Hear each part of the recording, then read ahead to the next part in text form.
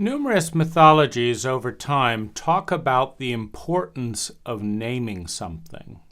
Many fairy tales and legends have the phenomena of a tormentor, of a demon of some kind that is seeking to destroy us.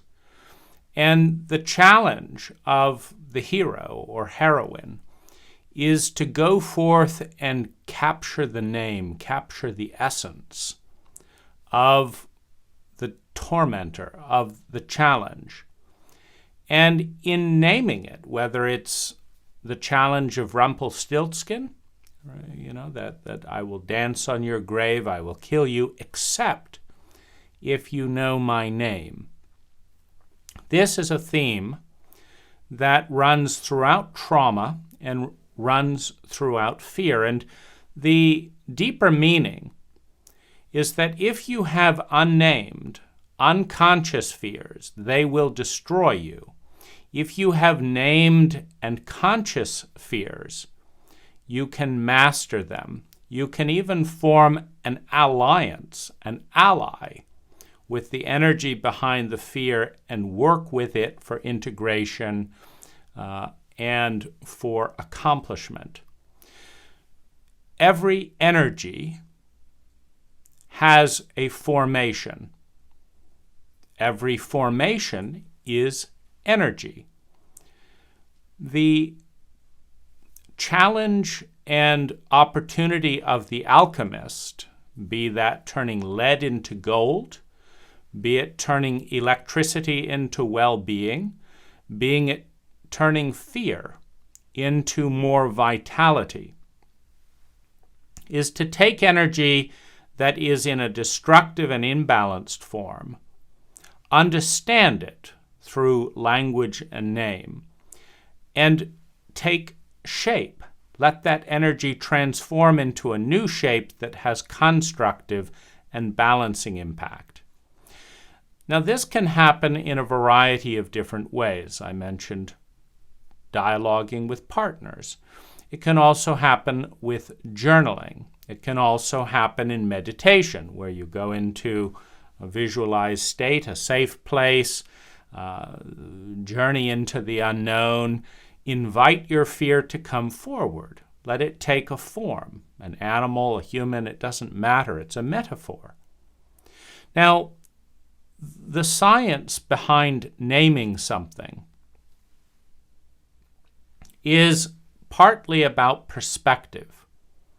There are energy patterns that are bigger than you and I, that are overwhelming, that are the equivalent of a bowling ball moving through space and time, that are colliding with us the size of a pinball.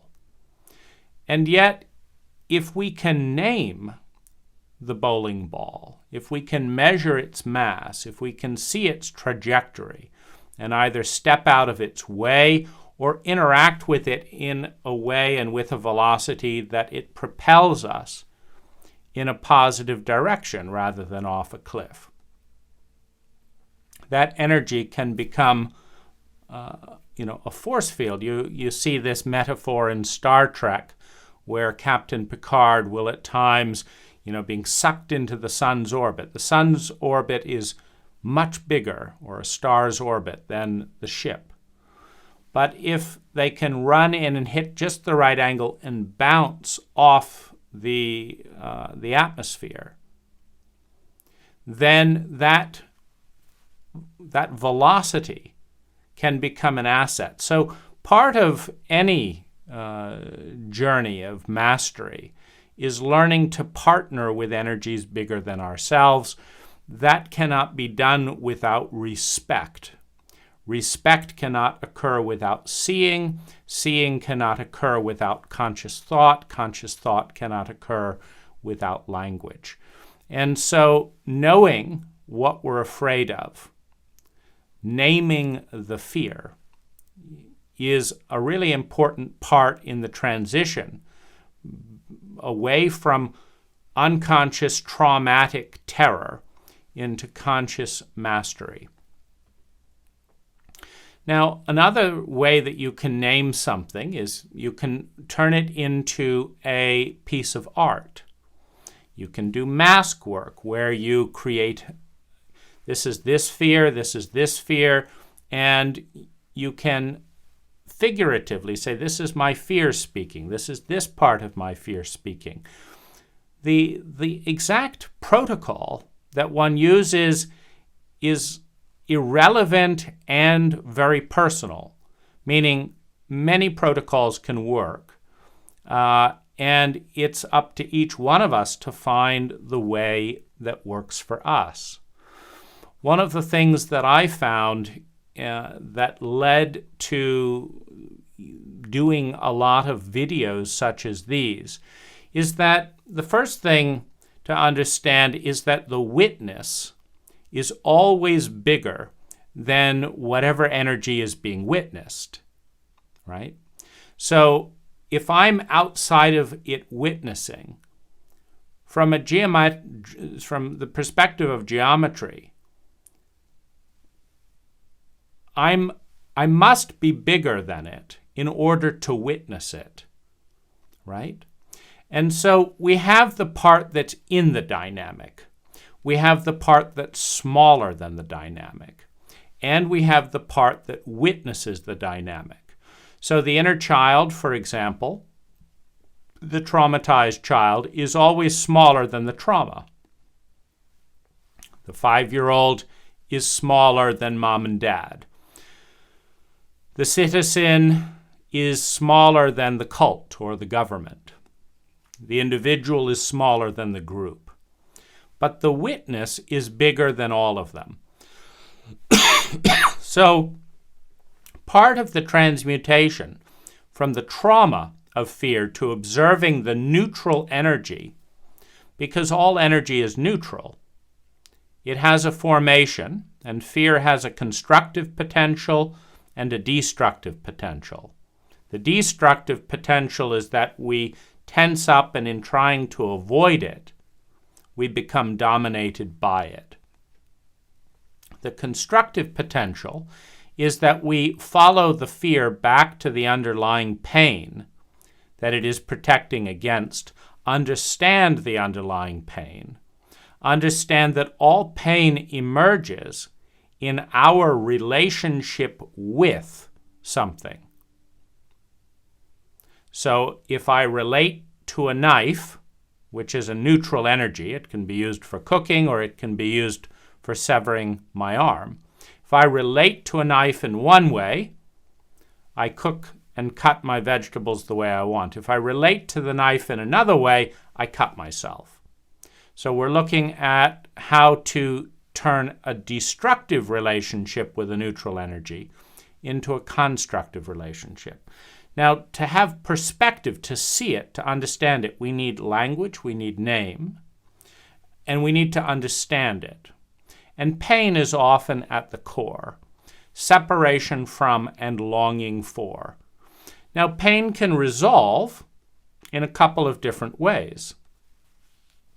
If we're separate from our goal of having $100,000 in a bank, for example, I want $100,000 in a bank for security, for retirement, whatever. And I'm $30,000 in debt, so I'm $130,000 separate.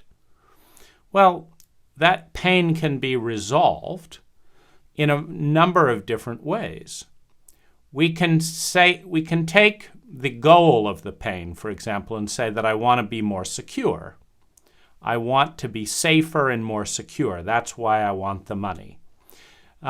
In which case, there are other ways that we can increase our safety that do not rely on money directly. Money is a symbol of value. It's not actually value. Nobody needs bits of papers or digits. They need what it can buy. So sometimes if we put out the search for what we want directly, I want better health care. And in the United States, it requires this. Well, there are other countries around the world, some of them that offer better health care for 1/10 the cost. I often really enjoy the dental cleaning I do in Thailand, as one example, for $30 more than I enjoy the less pleasant dental cleaning in the United States for $200. What's the difference? I get a better cleaning in Thailand with nicer people, but their legal system is different. They don't sue dentists, so they don't have to have, my dentist in the United States pays $30,000 a year in malpractice insurance, meaning for her to have her license, just right off the bat, $30,000 a year for malpractice insurance. Then she has to pay another $50,000 a year for her office. So now we're up to $80,000 a year before she breaks even. Well, she can't afford to do dental cleaning meticulously and carefully, for $30. But someone in Thailand who's been trained in some of the best dental centers around the world, Germany is a good place, for example, and their building cost them $1,000 a year, so 50 times less, and there's no malpractice insurance. And their lifestyle costs less, so you can get better care for less. So if you understand what is the goal and how to go about it, sometimes there is a more direct way. And that's just an example, but if you go for the end goal of feeling cared for and healthy, then there are other approaches. For example, if you take better care of your health, eat healthy organic food, don't flood yourself with sugar and alcohol all the time, you may be healthier, which is the net goal. Your goal is not to pay lots of money in medical bills.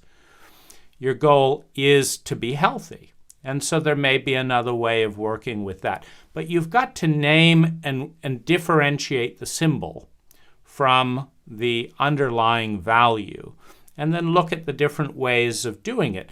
Choice is a form of power. Knowledge is a form of choice.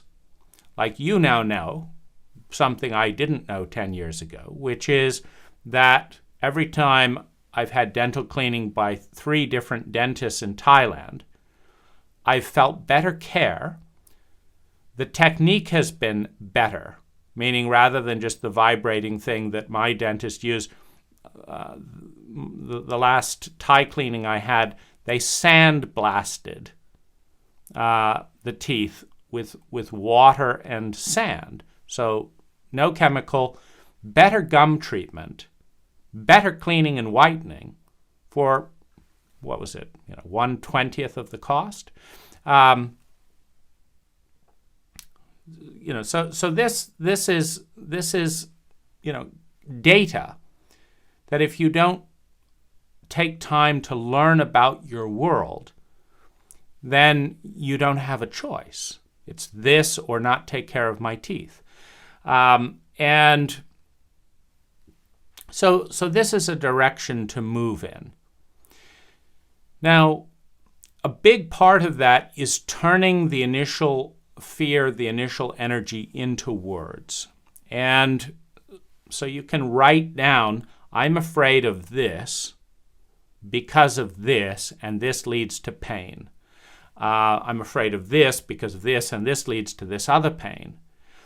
Now, you can also heal the gap of I long for this and I want this, which may be based on ignorance. Like I really want $130,000 in the bank because that's what a 6-month savings cushion in this lifestyle is. But what if I have a backup plan where I can live better for $500 a month in this country or this country? So there's different ways of working with this, but you've got to name and deal with the issue before you can start approaching it in a creative way, looking at multiple options based on data. Journaling, meditation. It's one of the reasons that I make these videos. Going back to the witness, what I discovered is that when I write, sometimes I get all caught up in the writing because I'm writing for me. So I identify with the writing. Now, when I make a video for you, I'm making a video for what for me is the witness. You are my witness. Now, in order to imagine you witnessing this video, I've got to connect with the part of me that is witnessing. So when I make a video, unlike a journal, there's a part of me watching the video as I'm making it and saying, what do I think about this video? And that part of me is not caught up in the content. This part of me is. This part of me says, I'm going to make a video about this and this. But the witness part of me that's watching this video being made, imagining you, because you're also a witness, that takes me outside of myself. And that part looks down, and sometimes it takes the video off on a tangent that I didn't know existed. But the witness says that's an interesting place to take the video and gets to watch where that goes. Now, the witness, as I put things into language, the witness observes them in a new way. There's a dialectic, there's a dialogue within the psyche, within the self, where this part is speaking and this part is listening. Where this part is speaking, now this part is speaking, now this part is speaking, and this part is witnessing all of that. That witness has more perspective and can name things and can say, that's this part of you, that's this part of you. And these three part of yous are in this dialogue. What if instead of this part saying this and this part responding to that, what if this part said this other thing? Or what if this part did the talking and this part responded? I haven't tried that before. And what we're looking at is the liquidity of identity. Because if I am the person who says this, or I am the person who reacts to this, then there's not much liquidity. That's me, and I'm doing this. There's no choice. I am me, I am what I am, that's me, yes, that's me, and that's the way it is.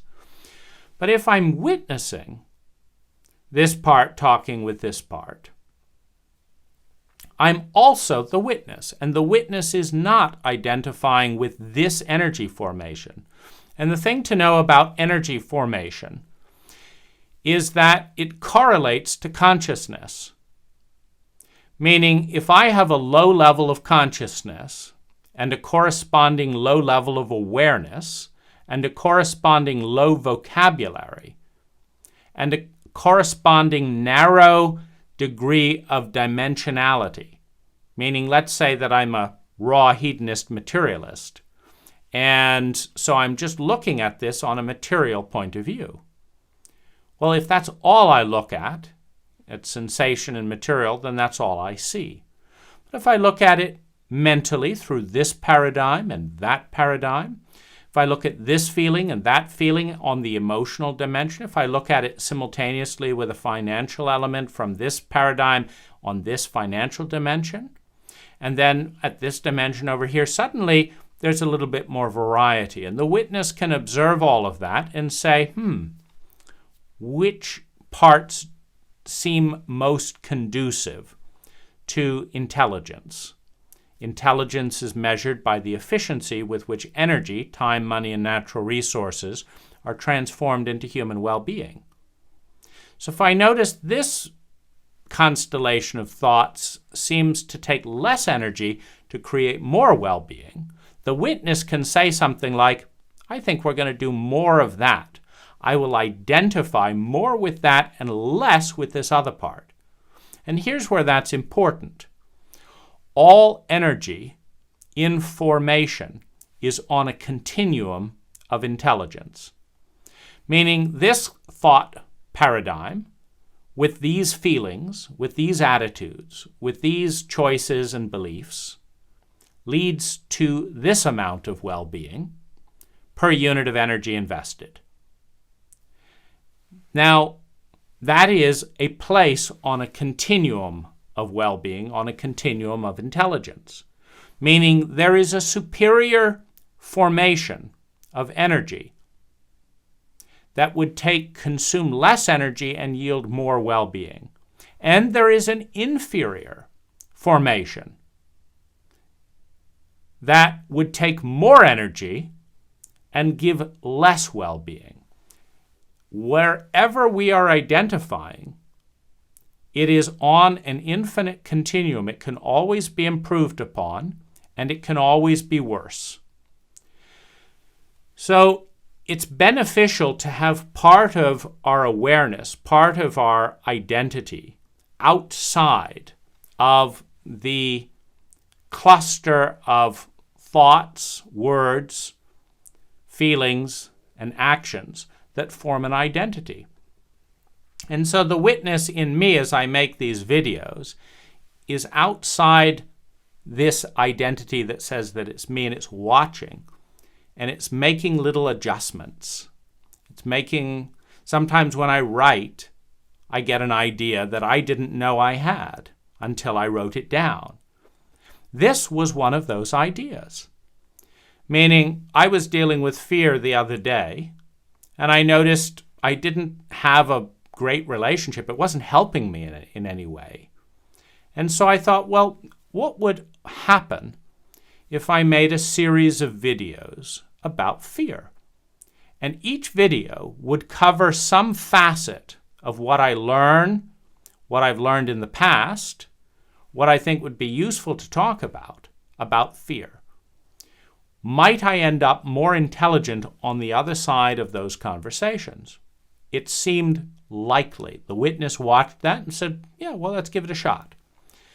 And so I've done that.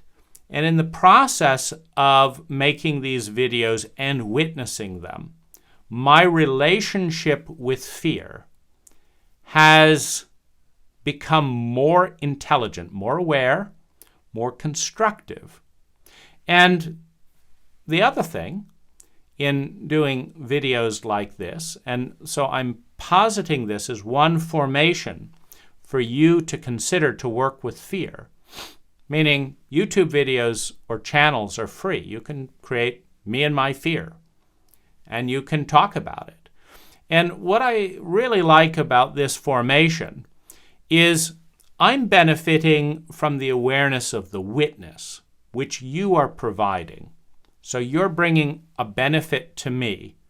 You're also, of course, highlighting the critical parent. Critical parent, energy is very strong in Western culture, in the United States in particular. And so there's a dual edge. If you look at a YouTube audience in general, there is a high degree of relatively sociopathic criticism.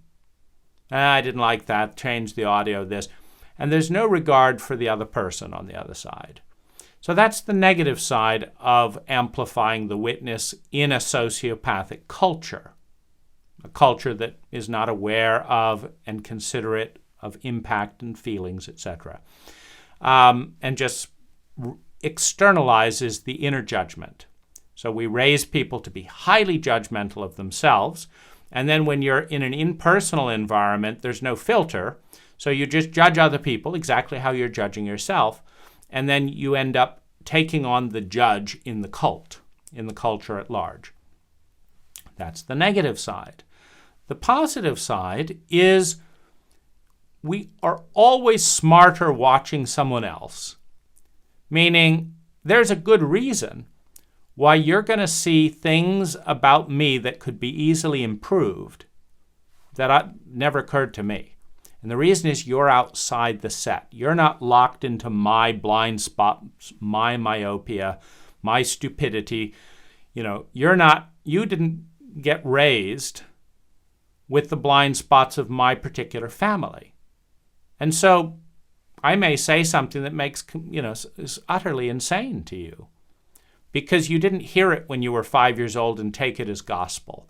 And so there's an element where the witness will always be smarter than the person in the experience, which is why it's so easy to look at famous people, right? And they give us the great gift of making all their mistakes in public. We look at them and they say, oh, well, that's so dumb. Why did they do that? Why can't they just do this, right? But then it comes to our own lives and we can't see shit. Why is that? It's not because you're smarter than Brad Pitt or Angelina Jolie or anyone else, but it's easier to see ways to improve something with perspective and with a lack of attachment. And that's exactly what the witness provides, is perspective and a lack of attachment.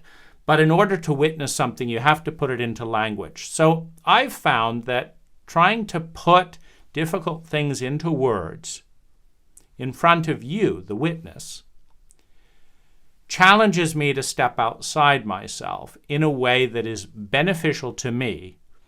And the flip side is equally true. If I did all this in my journal, there wouldn't be as much witness, there'd be some, but also you wouldn't get the chance to learn from my strengths and my mistakes.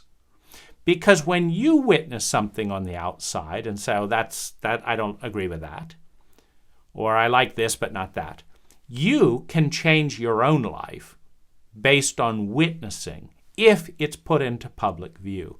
So all of that to say that in order to work with fear, etc., you've got to get outside yourself. You've got to name it. You've got to see it clearly through language. And you've got to see it through the witness's eyes.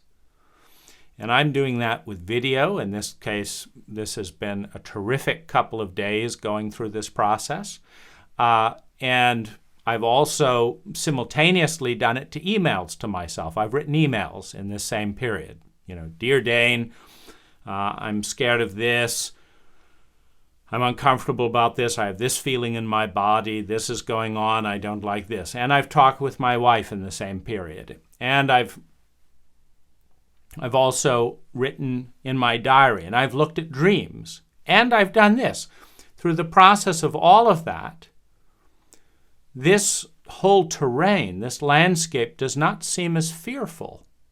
I've also been flooding my mind with audible books. In this case, I'm listening to a great book by Abraham Maslow, one of our great psychologists and insightful thinkers. And so he's bringing perspective to this. And then I'm adding to that by making audio recordings about snippets of his book.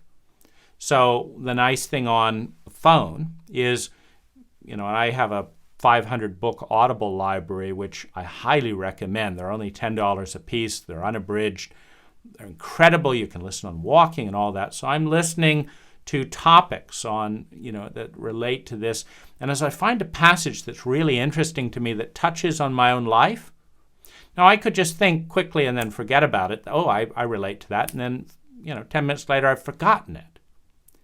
In order to anchor it and remember it, what I'll often do is I'll pause, rewind that, and then I'll start the recorder in the phone. The recorder that records my voice coming in on the microphone and records the snippet of the Audible book. So I'll play a sentence or a paragraph on the Audible book, and then I'll pause the Audible book, and I'll keep recording, and I'll record what I see about that. I agree with this bit here, and I would add to it here, and I noticed this in my life. Now I've integrated it more thoroughly. I've set myself up to remember it, and then I published those Audible snippets. Now people who like that snippet can go buy that Audible book and learn more deeply. And people who have read that Audible book can hear my comment about that particular paragraph and see it in a slightly different way. So everyone wins. I've got more integration, more consciousness, more knowledge, etc. So this direction is one towards putting things into language in some form that allows you to witness it as an outside observer that will, just like you're smarter than any famous person when you're commenting on their life, your witness can be smarter than you are when witnessing your life.